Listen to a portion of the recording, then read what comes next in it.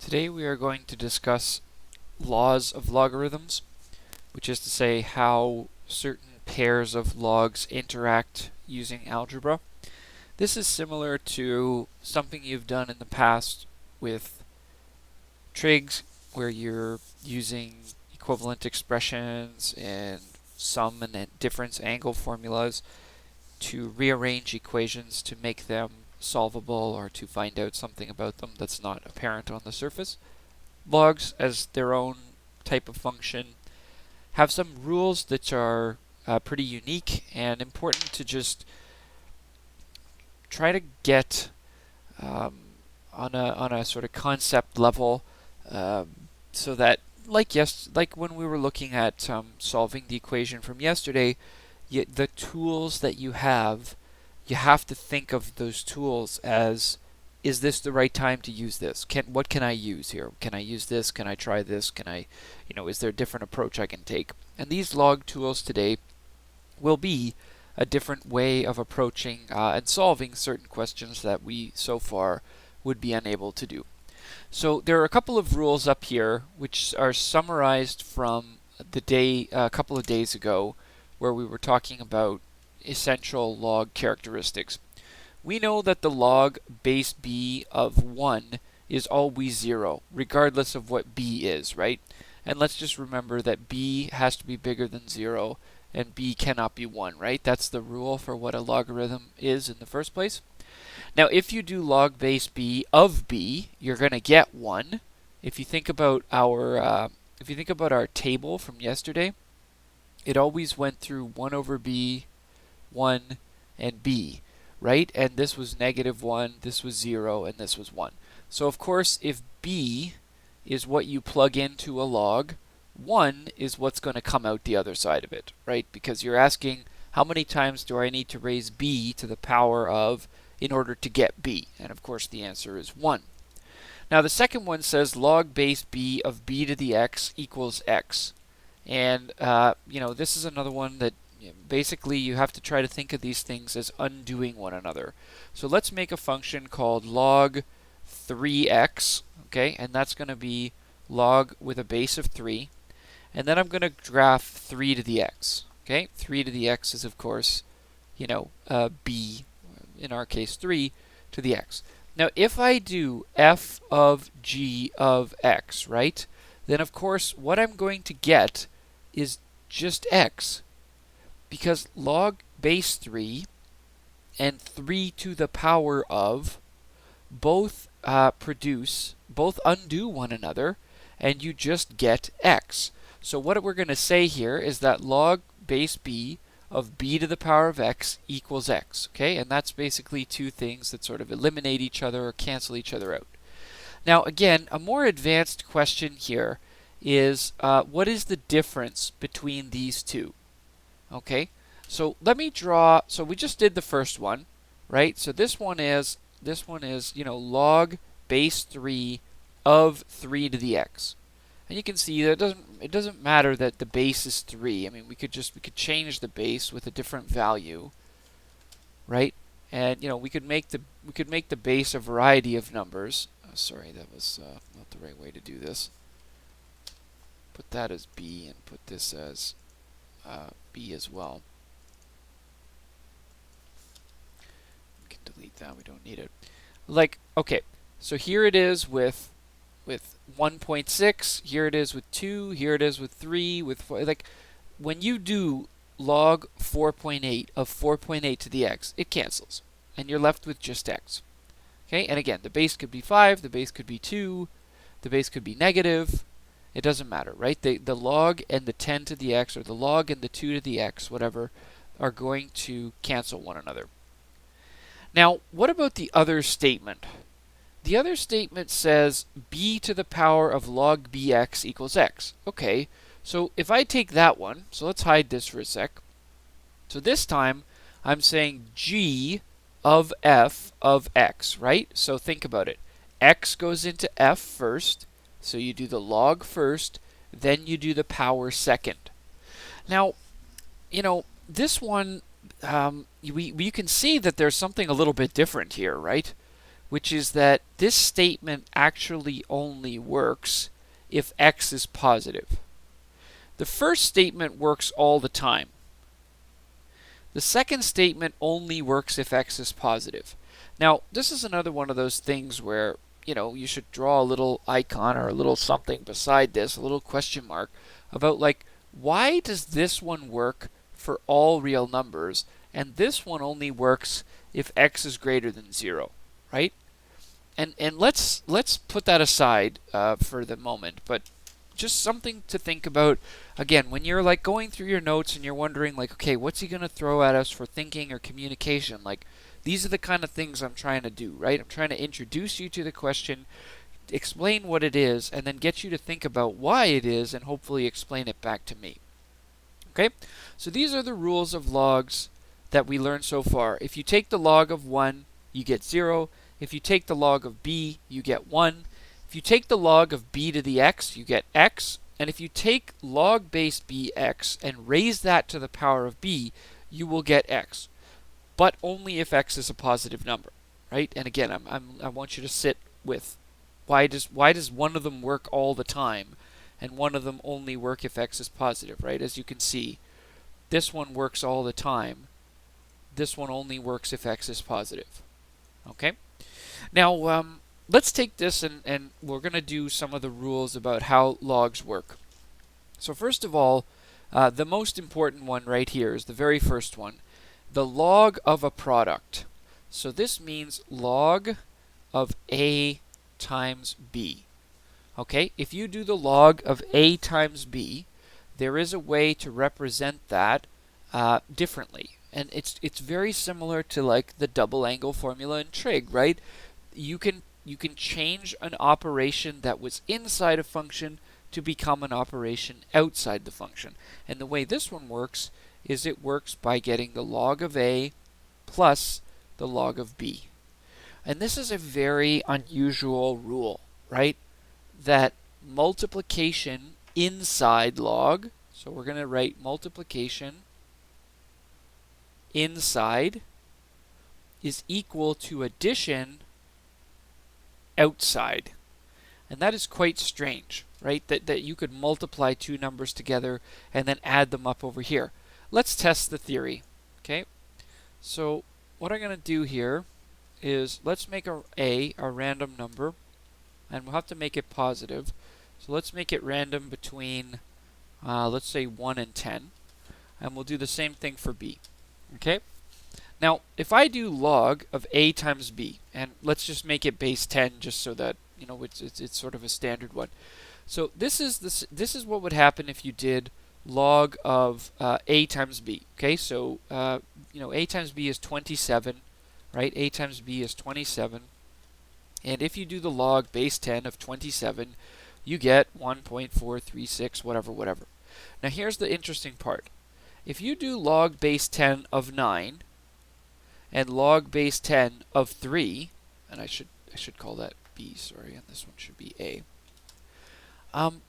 What's kind of strange about this is that you can add these two together, g plus f, and you get the same thing. So on the one hand, we have log ab, and on the other hand, we have log a plus log b. Let's just specify this just quickly with what we mean. So here, log base 10 of a times b, and then we're going to do log base 10 of a plus log base 10 of b. Sorry, I can't quite do that. Sorry, I should do it like this.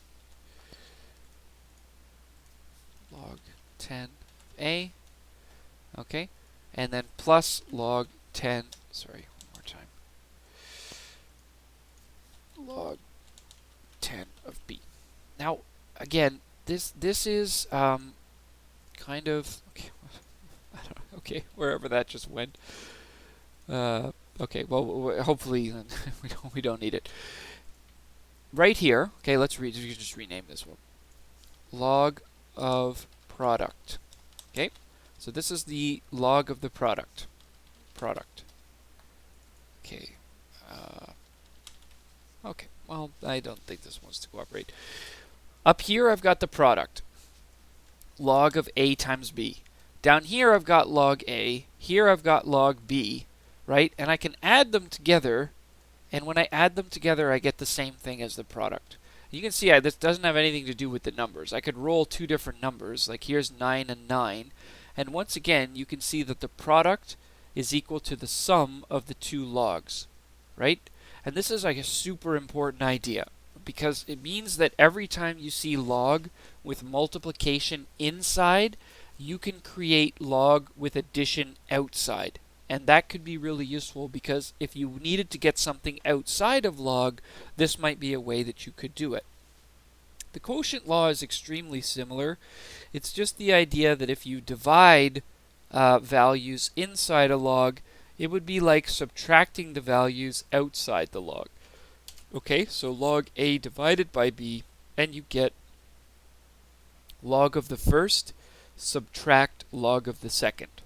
Okay, so again, division on the inside is equal to subtraction on the outside. That's how you say this, okay? Division on the inside, subtraction on the outside. Now, the third one is the power law. And basically, it is an idea that, like, okay, so imagine you had log a times a. Then, of course, what would that be equal to? It would be log a plus log a, right? I mean, just following the rule that I had above. What if I had three a's in there? A times a times a. Well, then it would be log a plus log a plus log a. So the idea here is we can summarize this by saying, let's say we have a to the power of n, then this would be the same as bringing the n in front and then doing log a. Okay, and the idea is simply n is the number of a's that are being multiplied, and if multiplication inside is the same as addition outside, then if you multiply a by itself 4 times, it's like you add up log a 4 times. And this, I think, is another like super important idea that we are going to use all the time, right? So again, just to draw a simple example of this, let's say on your calculator, go ahead, so I'm going to make a function L, which is log base 10. So again, you have a log base 10 button on your calculator. Let's find L of 5 to the power of 3. Okay? So what I want you to do is type log bracket 5 to the power of 3, enter. What should happen is that you should get a number bigger than 2, right? Because remember, the log of 100 is 2. So the log of 125 would be a little bit bigger than 2, 2.09, right? Whatever. Now, what I want you to compare this to is, if you think about this as, so what we just said, right? We said this is log of 5 to the power of 3. And what I'm saying is that you can bring that 3 down to the front and then do a simpler log on the side. So 3 times log 5. Okay, so here, 3 times the log of 5, or L of 5. Okay, and you see that it is the same. So what is the idea here? It means that if you see an exponent inside log, you can bring it to the front, outside log. Okay, which is, again, it's enormously useful, because anytime you see an exponent, the whole point of log is to try to isolate exponents, right? So let's write the rule just a little bit more precisely, just so we can see it. Okay, if you have the log of a to the power of n, you can drop the n to the front of the log, basically bring it down into the regular sort of line, and then you just have log a, which is a lot easier to deal with, okay, as we get into various problems. So let's look at a couple of the questions that we're doing here, and let's see if we can sort of use some of this stuff to apply our knowledge. So first one says log base 6 of 4 plus log base 6 of 9. Now, of course, this should concern you, because you may not have a log base 6 button, right? And, I know GeoGebra has one, but even if I did have log base 6 of 4, what number is this? I mean, it's like 0.77371. Like, what do I do with that? And here's log 6, 9, which is 1.22629. I mean, again, not particularly useful to me. Now, when I add them together, which is what this question is asking me to do, miraculously, they turn into a whole number, which of course should be kind of surprising because the first number was an endless decimal, right? It just kept going. The second number was an endless decimal, and yet the two of them add together to make 2. So we should think about why that is, right? Like, how did it possibly get a full number? Well, what if we worked our log rule in reverse? Log base 6a plus log base 6b is the same thing as log base 6a times b, right? I'm using the rule from above, but I'm working it in reverse. I've got 2 logs being added, which means I can multiply the inside of the logs as 1. And then what you see here is what actually this question is asking you, what is the log base 6 of 36? And that you can do. You know that it takes 6 to the power of 2 in order to make 36. Okay, and that's why a question like this is doable. It doesn't seem like it's doable at first, but when you use your law of logarithms, it actually becomes fairly straightforward. Same pattern will be at play here. Let's take our 324 and 4 and divide them, because you're subtracting 2 logarithms. Subtracting logarithms is the same thing as dividing inside 1 logarithm. So once again, we're going to get log base 3. 324 divided by 4 is 81. And how many 3's does it take to make 81? It takes 4 of them, right? 3 times 3 would be 9, and 9 times 9 would be 81. So 4 3's will make 81. And therefore, we can solve a question even though, when you sort of start this question, so to speak, the log base 3 of 324 is just a weird number. It's not a whole number, right? So again, this is where, my calculator might help me, but of course, I need to know more than just what my calculator can do to sort of show that I've got this. Okay, another one here that it looks a lot harder than it is. Let's deal with the bracket first. So this says log base 2 of 20, take away log base 2 of 5. Now again, log base 2 of 20 is not a whole number, because you can't get 20 by multiplying 2 over and over again. At least a whole number of times. But we can use our log rule to take that subtraction and change it into, that should be 20 over 5, change it into division, right? And then what we get is log base 2 of 4, and that I know is 2. So the question is 5 to the da-da-da-da-da. It's actually 5 to the 2, and that answer would be 25, right? Because if I go through the process of what's happening in that exponent, I will find that that exponent resolves itself to be equal to 2, and then I'm just doing 5 to the power of 2. Okay, let's finish up the last couple, but hopefully you start to see the pattern here. Log 2 times 50 is equal to log 100 is equal to 2, right? Log of 100 is 2. Notice that one does not say a base, so we assume it to be base 10. This one, I'm not sure really what this one's doing here, but this is log base 3 of cube root of 9. So remember, 9 can be written as 3 squared, which means if we say this is log base 3 of 3 squared to the power of 1/3, which would represent the fact that it is a cube root, then you can see that this one is actually log base 3 of 3 to the power of 2/3. Well, what do you do when you have log base 3 and 3 to the power of? Is, of course, those things cancel, and you're left with simply the 2/3, the exponent that's left, okay? And that's how you're dealing with any of the questions that look kind of like these ones. I think these ones are quite good to do. I mean, they'll help you make the connection here between the law of logarithms and what we've been doing so far, and they'll enable you to handle a whole bunch of questions that up until now we would be stuck on, because we just would not know how to take the log, with these unusual bases of a number that sort of does not match. Now, sometimes we actually use this and work in reverse. So these two are like super common questions. You'll probably get one or the other. Okay, I don't think you'll get both, but you got to study both. So be prepared for both, and then you can whichever one you get, we can deal with.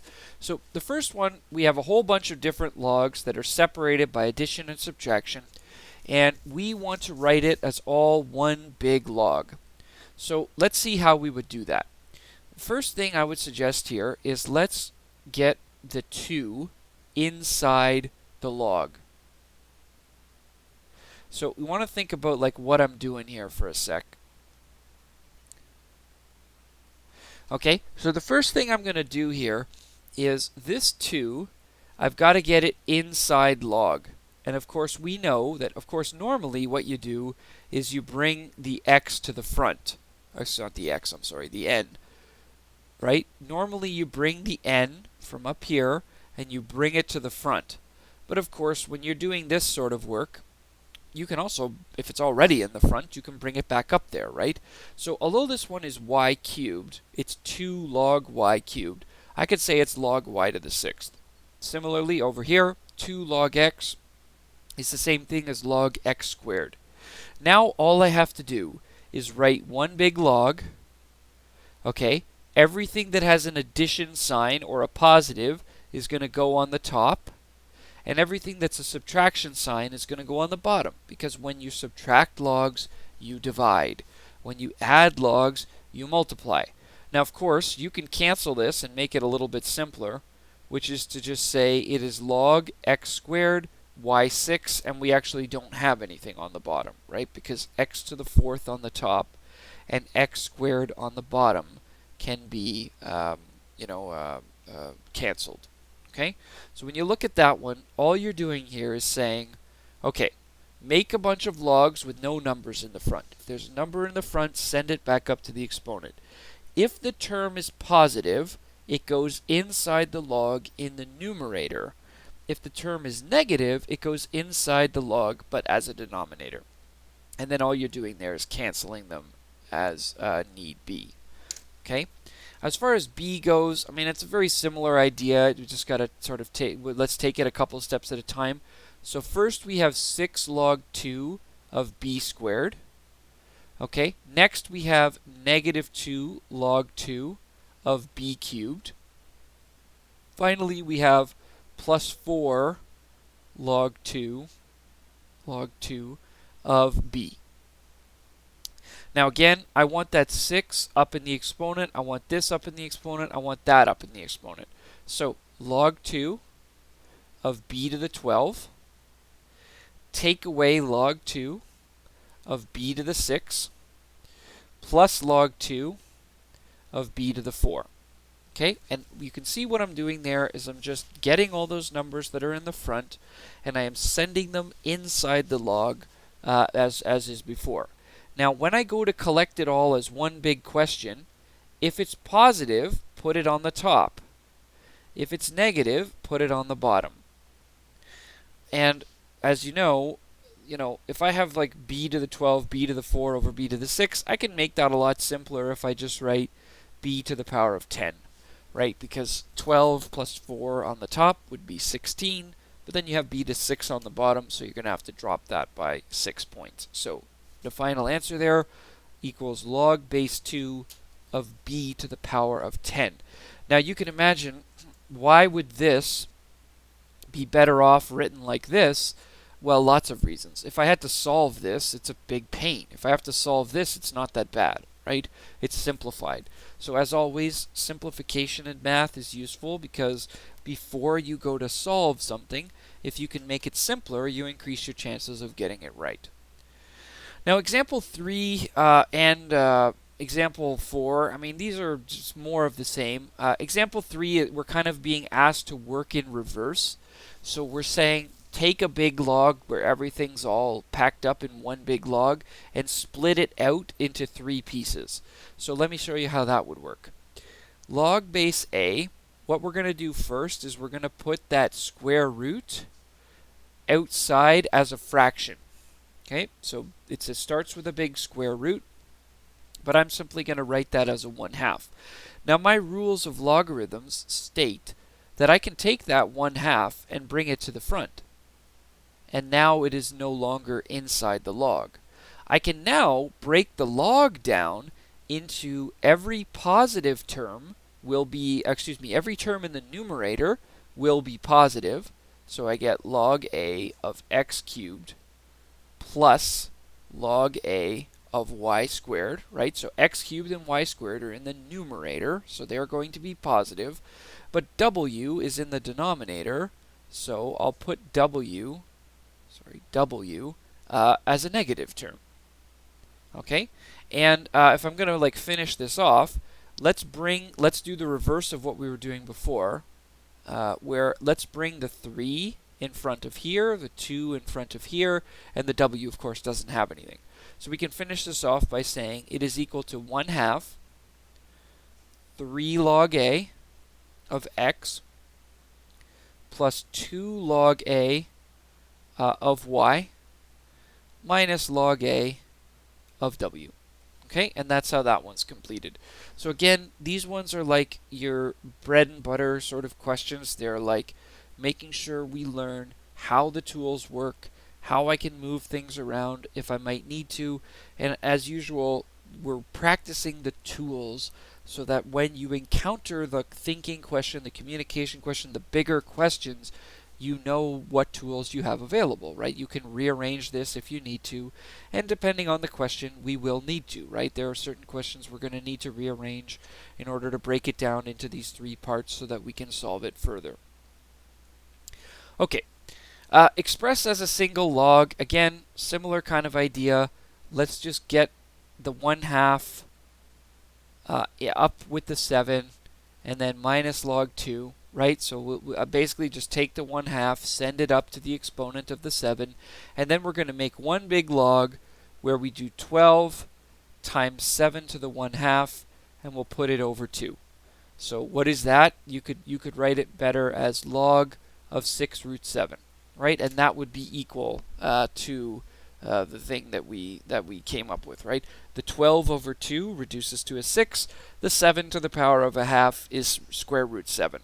So again, I'm using my law of logarithms. If it's addition, I'm putting them in the numerator as multiplied. If it's subtraction, I'm putting it in the denominator. Okay, so that's why the 2 goes to the denominator, whereas the 12 goes to the numerator. The 12 is a positive term, the 2 is a negative term. All right. Now, here we start to get to understanding last lesson's major challenge. Just want to double check if we're coming back to this point or not. Does not look like it. Yeah, okay, all right. So yesterday I left you with a challenging question, which is to say, how come k can be interchanged with c in a log function? Okay, so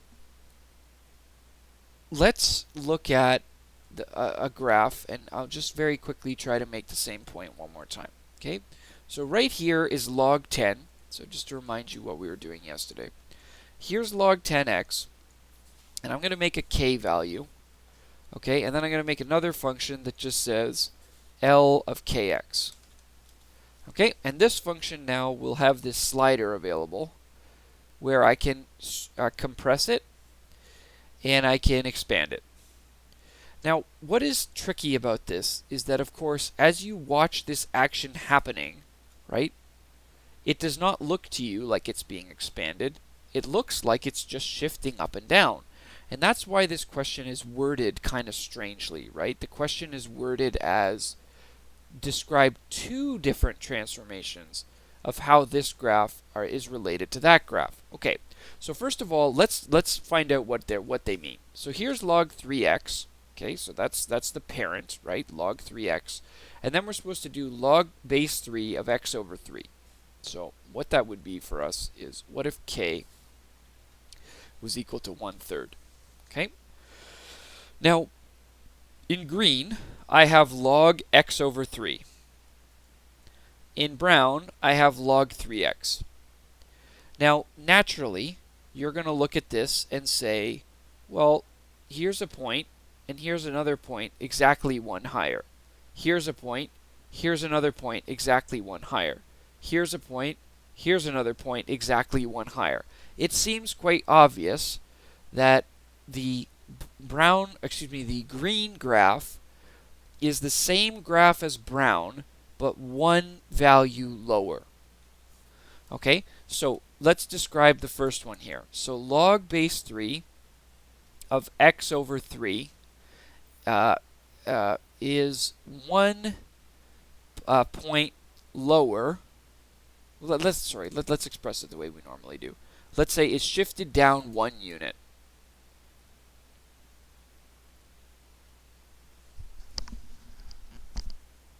Okay, it is shifted down 1 unit. And I think that's basically, you can't really argue with it. If you look at brown was the original and green is the new one, then to create green from brown, you would have had to move it down by 1 unit. Now, of course, what we know about k values is that log base 3 of 1/3 x, right, is horizontally stretched by a factor of 3. And here's the crux of the problem from yesterday. Which one is right is, of course, both of them are right. It doesn't seem like it, but take a look at this B point right here and stretch it out by a factor of 3. Instead of being at 1, it would be stretched out to get to 3. Look at this point. It's at 3. If you stretch it out, it would get to 9. And indeed, there it is. This point is at 9. If we were going to stretch that point out, it would have to be over here at 27, right? And, it's there. Here's 27, 2, and you can see that it's right on there. So again, the question is the green function the brown function moved down? Or is the green function the brown function stretched out to the right? And the answer is both are good answers, right? Like we said yesterday, either answer is acceptable. But let's try to get into why. Okay? Let's take a look at log x over 3, and let's try to use our laws of logarithm to write them a different way. Okay, so here's log base 3 of x over 3. According to my law of logarithms, I should be able to write this as a subtraction. Right? Because the numerator is x, the denominator is 3, and if there's a division inside of a log, then there's a subtraction outside of the log. Now, what is good about this, or what is, I need my usual soundtrack here.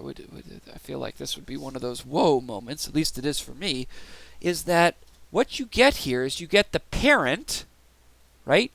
Here's the parent, and instead of the parent being compressed, it's dropped by 1.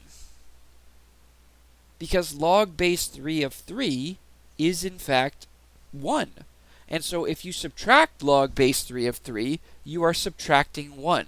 So when we say that horizontally stretching it is the same as vertically shifting it down, you can now explain that to me using algebra instead of using a graphical explanation, because when you separate the k value into a second logarithm, the second logarithm is a constant, and it either moves it up or moves it down, right? In this case, it moves it down, and that's why the graph would be equal to -1. Let's take a look at the other question. The other question would be, how is log base 3 of 3x related to the parent? Okay, so let's do it this time without the graph, and we'll just use our algebra to make a prediction about what this is going to do. Now, of course, the first answer would be a horizontal compression by 1/3. That one I can see just from the question. K is 3, horizontal compression, no problem. Could have answered that in Unit 1. What is the equivalent transformation? Well, let's use our law of logarithms to separate this into 2 logs. Now, when you separate this into 2 logs, you get 1 plus the parent. Right? Remember, this is the parent. So you get 1 plus the parent, and of course, what is 1 plus the parent? That's a vertical shift up 1. Okay, so this is why a horizontal compression or expansion can be substituted or equivalent, or made with an equivalent transformation of vertically shifting it. And in fact, if we make k 3, right, that yes, one way of looking at this graph is to say that the A from here is tripled to become the D, or the E from the green is tripled to become you'll have to draw it again here, but it's at 27, 27 comma 3 this time. Sorry, just move this up. Right, that the E point is tripled to go, instead of being at 9, it's moved out here to be 27. And that is correct, right? Sorry, I'm doing this backwards, that's why I'm mixed up, sorry. G is on the original function. G is at 27. G is being compressed towards E, which is at 9. F is at 9. F is being compressed to be at 3 on the original function. D is at 3. It is being compressed to be 1. Okay? So you can think about G and E, F and H, D and A as being related to each other horizontally. Or, of course, you could think about them as being related to each other vertically, where G is related to I, F is related to E, D is related to H, B is related to A. And if you think of it that way, the function has been moved up by 1 unit. And that, algebraically, we can investigate and understand, because when you follow through the law of logarithms, you separate the log into an addition, and one of the parts of the addition just becomes a value. It just becomes a constant, right? So we're just like moving it up by 1. Now, the major skill for this unit, I would say this is the most important, or let's say the most transferable. Of course, a lot of the stuff you see in this course, you're not necessarily going to see again outside of a math course, right? I mean, some of it is, it's picked up by science and so on, but some of it is, unless you're doing like advanced computer science or doing math itself, you're not necessarily going to see a lot of these things again. This is an example of something you will certainly see again if you continue to work in the sciences at all, where it's, how do you solve an exponential equation where it does not work out nicely, right? So, of course, it says log base 2 of 64. And, I can solve that because if I keep multiplying by 2 over and over again, eventually I'm going to get 64. It's going to take me 6 2's in order to get that. But how do I get 63? Because obviously 63 is not going to be a whole number. It's going to have to be a decimal of some kind. How am I supposed to do that? Because I remember, what I told you the other day is that some of you have a log button on your calculator, and you can literally say, what is log 2 comma 63, and it will tell you. But most of us don't have that. We only have a log 10 button, and how does a log 10 button help us get log 2 base 2? Like, how do you do that? So this is, I think, probably the most transferable, like most important skill as far as like, math that you may use in another context, right? It's like, how do you solve an exponential equation when the bases don't line up? So here's how it works. I'm going to write log base 2 of 63 equals x. Okay, we don't know what x is, but we do know that we're going to call it log base 2 of 63. Now, in order to do this, what you do is you rearrange the function 2 to the x equals 63. What am I doing here? I'm doing my change of form, right? My change of form tool that we use all the time, right? So remember, from here to here, I'm just going to start drawing this little diagram. This is a change of form. Now here's the really clever part. You then take the log of both sides.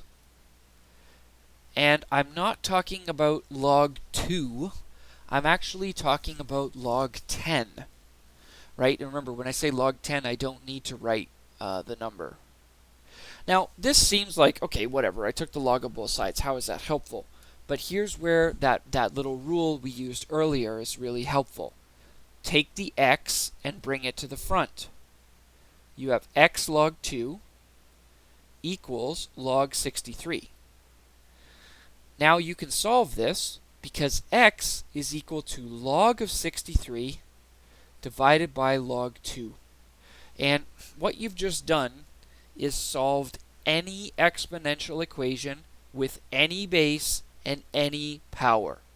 It is a hugely important result for interpreting exponential equations. You've just gained the ability to solve any exponential equation in a way that you would not have been able to do in grade 11. Let's confirm what we think here, okay?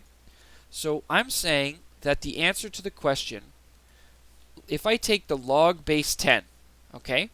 If I take the log of 63 and divide it by the log of 2, I get a value. If I raise 2 to that power, I get 63. Okay? So 2 to the power of 5.97728 is 63. And I just found a way to solve an exponential equation where the numbers don't line up nicely. Okay? Very, very, very important result. So let's try it a couple of times. Okay? We'll get the hang of it here. What is log base 4 of 125? Well, I don't know, but I know that 4 to the power of x is equal to 1. Well, let's write it out. Let's take it a little slower. Okay, log base 4 of 125. I don't know, but let's say it's equal to x. Whatever, x is my answer, right? Now let's change the form. Right, let's change the form icon. 4 to the x equals 125. Now, I'm going to take the log of both sides. I'm going to take the log with base 10. I don't care what base it is. I might as well work with the base I have. The base I have is base 10. I then bring the exponent in front. I get x log 4 equals log 125. And now I can answer the question. X is equal to log of 125 divided by log of 4. And in our case, let's just get that number so we can just to verify it. L of 125 divided by f of 4. F of 125 divided by f of 4, I get 3.483.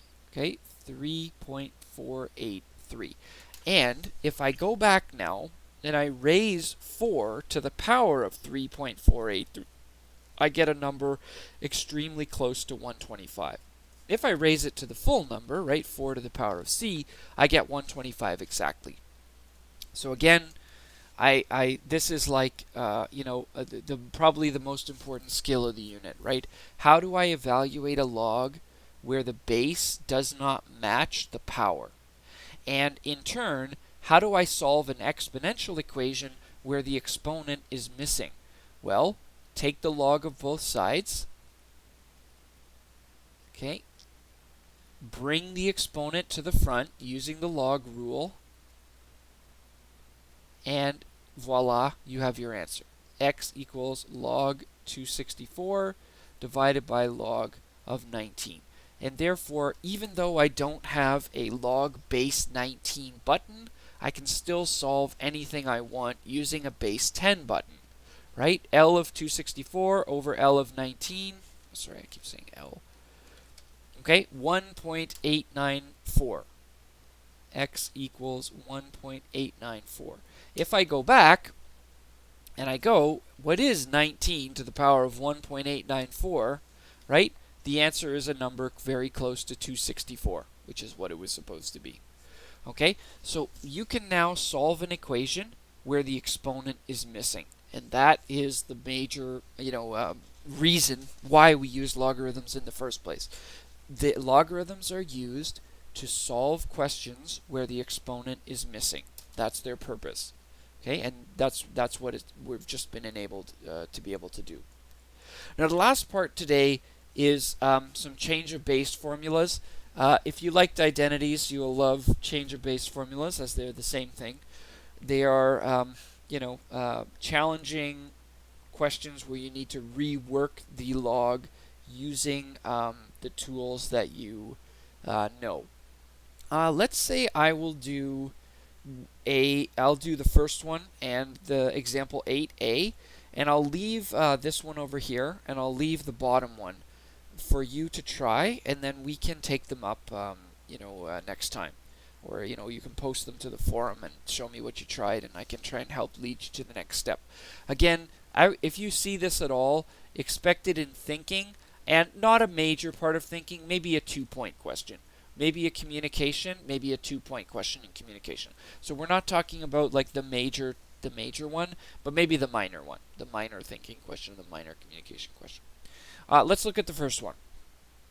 Log base b of a, okay, equals log base c of a over log base c of b.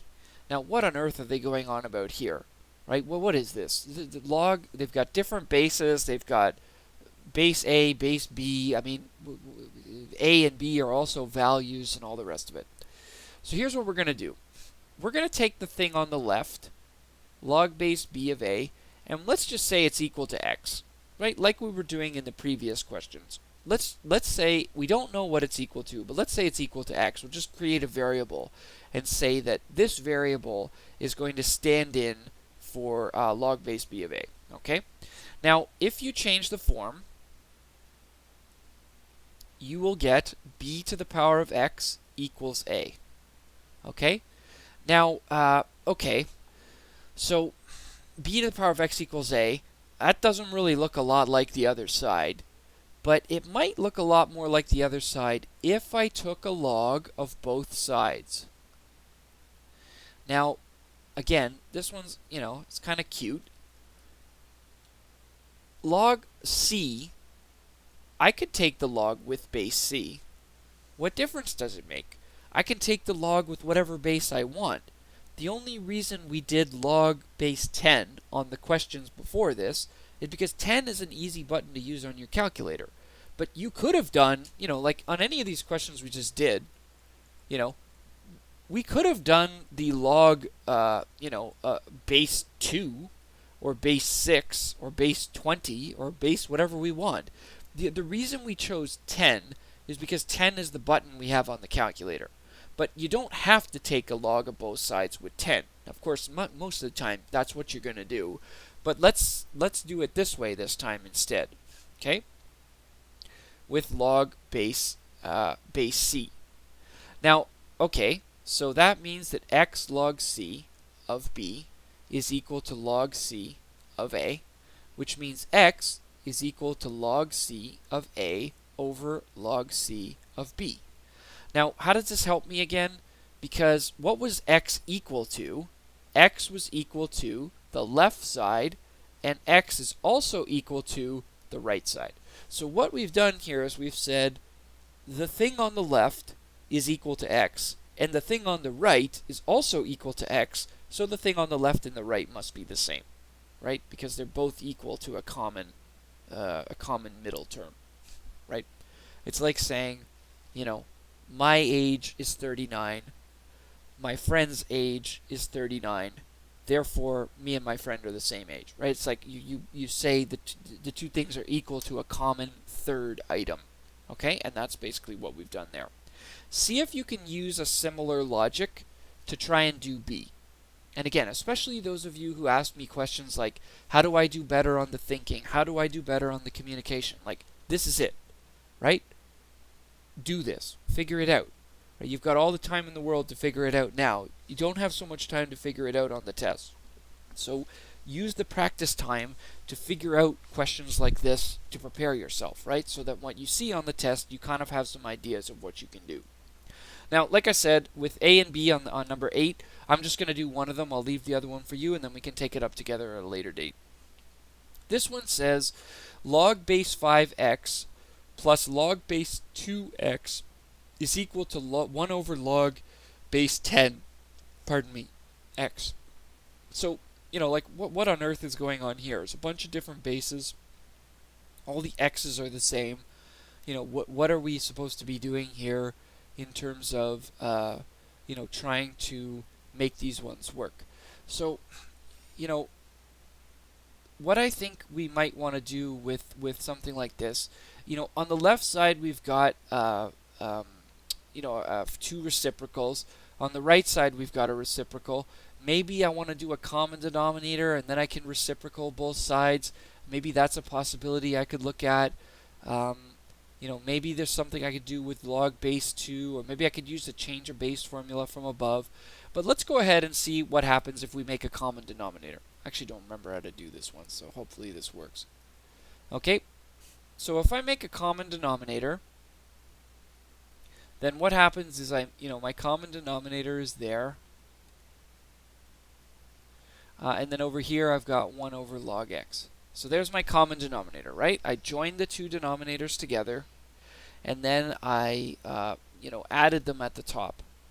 Now, on the top, yeah, okay, sorry, I think I'm remembering how this is supposed to work and why skipping the one from before wasn't such a smart idea. Okay, sorry, let me try a different approach. This doesn't look like it's going to get me anywhere.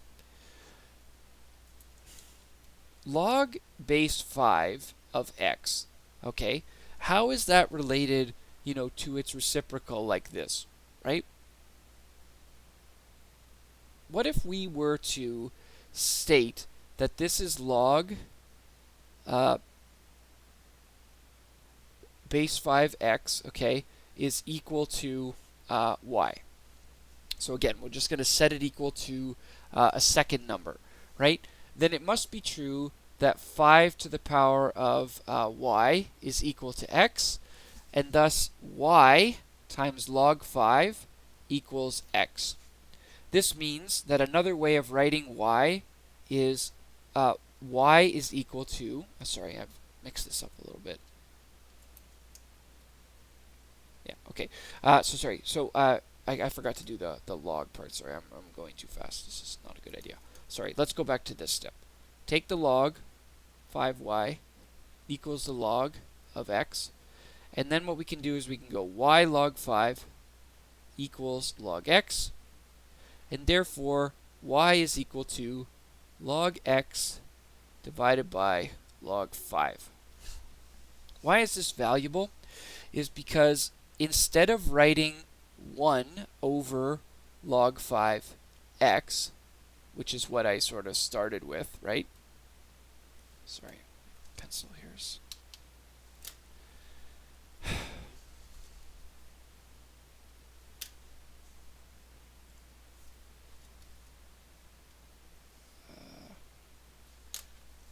Sorry, I've lost. Okay, there we go. Sorry. Okay, that's what I started with, right? 1 over log base 5x. Now, what I just showed is that log base 5x could be thought of as log x over log 5. That's the change of base formula we've been using for the last little bit, right? So this thing is equivalent to 1 over log x over log 5. Well, if you have 1 over a fraction, that's just the same thing as log 5 over log x, right? It's like if you do 1 over a fraction, why don't you just flip the fraction over and then it comes up to the top, right? It's like 1 divided by log x over log 5 is the same thing as 1 times log 5 over log x, right? And that's how I get that. Now let's use the same reasoning. We're not going to prove it all 3 times, but let's use the same reasoning now to deal with the rest of the question. Okay, so what I just did was I proved that for the first one, 1 over log 5x is the same thing as log 5 over log x. And did I get, sorry, I mixed that up, apologies. It should be log x. What on earth? Okay, it should be, the log x should be on the top, sorry, just wrote the wrong thing.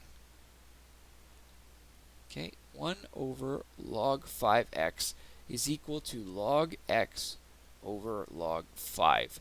Now let's apply that same rule to the other 3 parts of the question. The first one changes to log x over log 5. The second one changes to log x over log 2. And the third one changes to log x over log 10, because that's its base, right? The base of the third one is base 10, which of course is just 1. Now, why would this be true? Or what do I do from here? It's like I've got addition, but how do I actually sort of deal with this, right? So over here, again, I can make a common denominator, or I could think about how let's go ahead and try to make the common denominator. Just hold on. Just let me think about this for a sec before we commit to that, because maybe that's not such a good idea. Oh, man, I've screwed this up so badly. I'm sorry. Okay. There's a mistake here. When I said log 5x is equal to log x over log 5, I'm forgetting that this is on the denominator of a 1 over function. So when I go to do the thing I just did, it should be the number on the top and the x on the bottom. I'm sorry, I just messed that up. So let's just go back here for a second and we'll just fix this. It's actually not going to take super long to finish from here, and sorry for the back and forth, but sometimes with these identity type questions you just don't get them right on the first shot. So I'm sorry, this one should look like this: log 5 over log x. Then you've got the next one, log 2 over log x. And then you've got the last one, which would be log 10 over log x. Okay? And at this point, you can say, okay, all three of these, so I just need to show that the left side and the right side are the same, right? So go on the left side, use a common denominator. The common denominator is log x. It's already there. The top is log 5 plus log 2. If you think about adding logs together, you can multiply the logs inside a single one instead, right? And then where you get is log 10 over log x. Okay, and that's of course what the other side says. So that one, I'm sorry, that was not really a great solution. I apologize for that. I should have worked it out beforehand. Usually I can count on myself to get through these without so many errors, but this time it kind of let me down. Hopefully you can follow that one. If not, we can take another look at it, and again, give the second one a try. I would suggest the second one is got the same issue as the one I was doing, which will be a lot easier to deal with if you prove this. This is me being, leaving something for you, and then I should have done it myself and I could have used it. If you prove this one, then you can use this one to help you with mine and the next one. And by the way, if you use it the way they did it here, it makes my question so much easier. I just should have thought this through and I didn't. Use the identity that they got up here, okay? Prove this identity, and then you can see how doing these ones actually becomes really, really straightforward. Because look at what this is saying. This is saying that you can switch the base with the power if you put it in a reciprocal. So ours are in a reciprocal, which means we could take them out of a reciprocal if we just switch the base and the power. Log x5 plus log x2, and this of course would be log x10, and that's what the same side of the other side looks like, log x10. See, it's a good example of identities. I'm sorry it was so painful to watch, but when you know what you're doing, it's a 30-second question. When you don't know what you're doing, you're struggling through it, it takes a long time. And it's the same for me, right? It's like sometimes the identities click for me and sometimes they don't, right? And what do you do when they don't? You try to work it through. Okay? Anyway, I'm going to stop there because this has gone on for a while. So this is the summary of everything for this unit, or this lesson. I would place this lesson as the most important of the unit. So it's kind of a blessing and a curse, right? We'll be able to rewatch it, but also, of course, we missed the instruction on it.